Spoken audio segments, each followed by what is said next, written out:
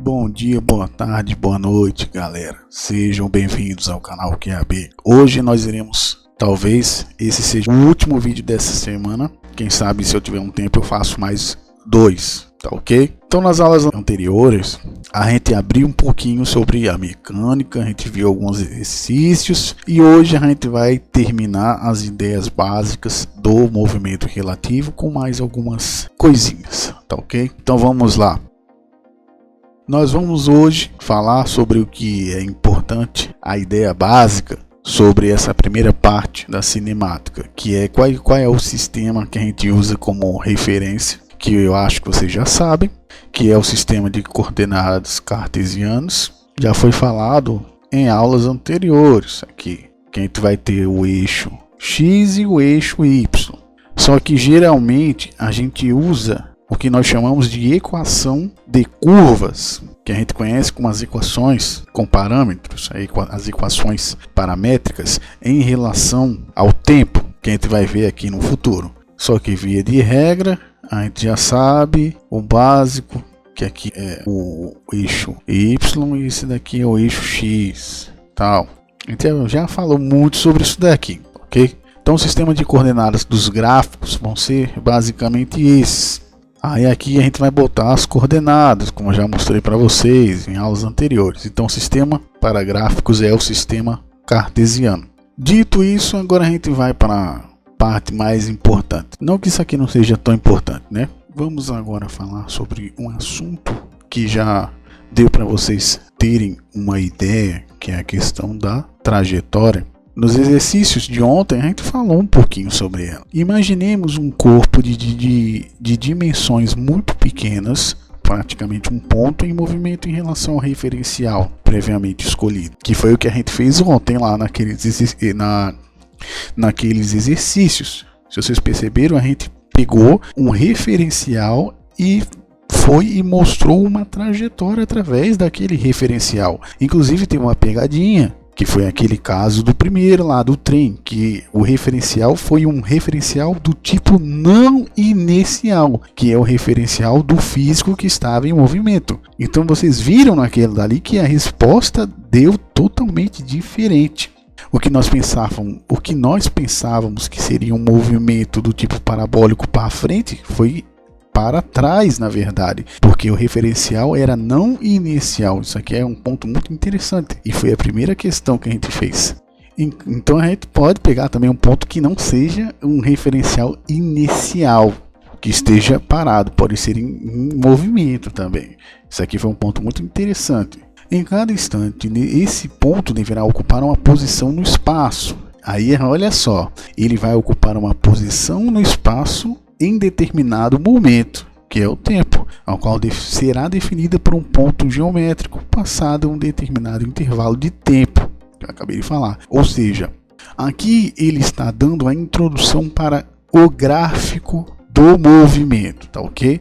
Então será um ponto geométrico que será balizado por uma posição e um intervalo de tempo. O conjunto dos pontos geométricos ocupados pelo corpo formará uma linha que será denominada a trajetória.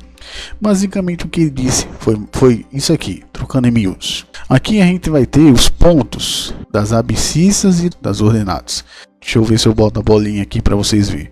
Com essas bolinhas aqui indo de encontro entre o X e o Y, a gente está formando o que vocês estão vendo aqui, que é uma trajetória. É isso que ele está querendo dizer.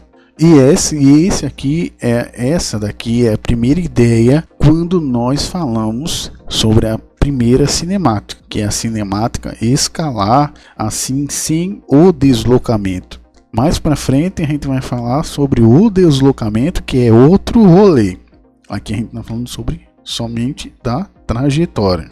E existem dois pontos muito importantes, que é a questão do ponto material, que vocês já viram que é um ponto, e o corpo extenso. Vamos começar pelo ponto material, que vocês já devem perceber que é quando é desprezível a massa total para resolver o cálculo. Um carrinho de supermercado está carregado de 6 melancias, cuja massa total é 40 kg. Estando ele em repouso repouso, ao analisarmos as forças externas que o mantêm em equilíbrio, podemos considerá-lo como um ponto material de massa de 40 kg. Como vocês podem ver nesse caso aqui, a gente vai ver muito sobre essa questão quando a gente for analisar forças internas e externas. Isso aí é um pouquinho mais para frente, mas aqui a gente pode entender que pode ser usado o total, não cada melancia, porque isso vai ser de certa forma irrelevante para o cálculo, vamos dizer assim. Tem como a gente tomar o todo ao invés das particularidades. Aí a gente tem o caso do ponto material. Agora, no caso do corpo extenso, nós não podemos fazer esse tipo de coisa. Quando o corpo não puder ser desprezado, as dimensões dele não puderem ser desprezadas, aí a gente tem o caso do corpo extenso. Um auto, como por exemplo aqui, um automóvel, quando é manobrado no interior de uma garagem, aí não tem como a gente considerar ele um ponto material, porque a dimensão desse carro, a gente tem que levar em conta a dimensão desse carro se a gente quiser colocar ele dentro dessa garagem. Então, ou seja, deve ser considerado corpo extenso, pois não poderíamos desprezar as dimensões para ele entrar dentro da vaga lá da garagem, certo? Então essa é a diferença. Corpo extenso a gente usa quando a massa, quando a individualidade de cada parte da massa é extremamente importante, como por exemplo ponto de equilíbrio, resistência dos materiais, esse tipo de coisa. A gente vai usar o corpo extenso quando a massa ela não pode ser deixada de lado. Mas agora em cálculos como a cinemática, a gente pode usar o ponto material, tá certo? E por último, como prometido, a gente vai terminar essas duas coisas aqui, esses dois exercícios que a gente não falou anteriormente, tá certo? Vamos para esse último aqui primeiro. Imaginemos fazendo uma viagem numa aeronave que voa a 10 km em movimento retilíneo e horizontal a uma velocidade de 864. Isso aqui não é tão importante, quilômetros por hora, em relação ao solo, porque as perguntas elas vão fazer a ideia de referencial. Então o que nos interessa aqui é o movimento. Nós estamos vendo que é um movimento do tipo retilíneo e horizontal. Isso aqui é o mais importante dessa pergunta. E aqui a gente vai ter as perguntas.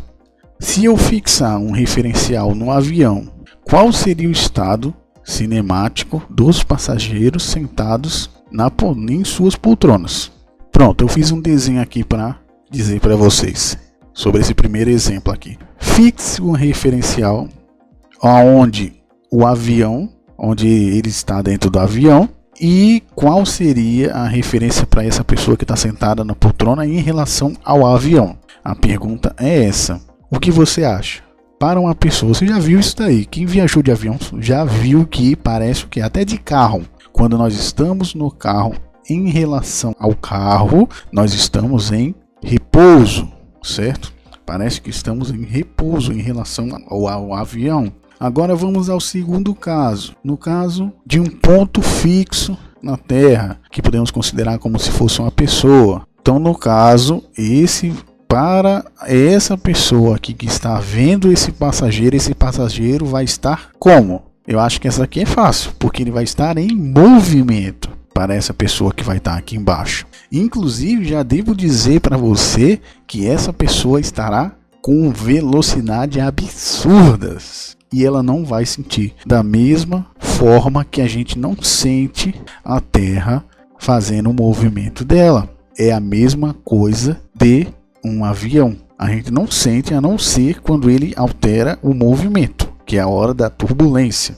Quando ele altera o movimento, a gente consegue sentir, mas agora quando ele está em velocidade constante, a gente não sente, a gente sente como se tivesse parado mesmo. Agora vamos para o último caso, que é o caso da aeromoça que chega aqui e deixa cair. No caso aqui ela deixa cair uma laranja. Minha pergunta é, qual é a trajetória para um referencial fixo no avião? Quando ele fala referencial fixo, ele está falando de alguém que está dentro do avião. Então tá aqui a laranja e ela está caindo. Qual é o movimento dessa laranja, sendo que o referencial é alguém que está dentro desse avião?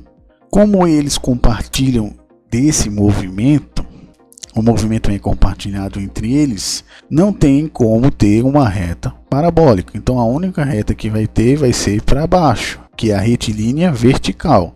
Essas são as três questões da última lá respondidas. Agora vamos para a penúltima pergunta. Ela diz o seguinte: na figura de 4 pontos materiais que vocês vão ver, cujo nome deles é A, B, C e D, eles se movimentam em relação ao solo com velocidade de módulo V, que por enquanto a gente não vai falar muito, em sentido indicado por uma seta.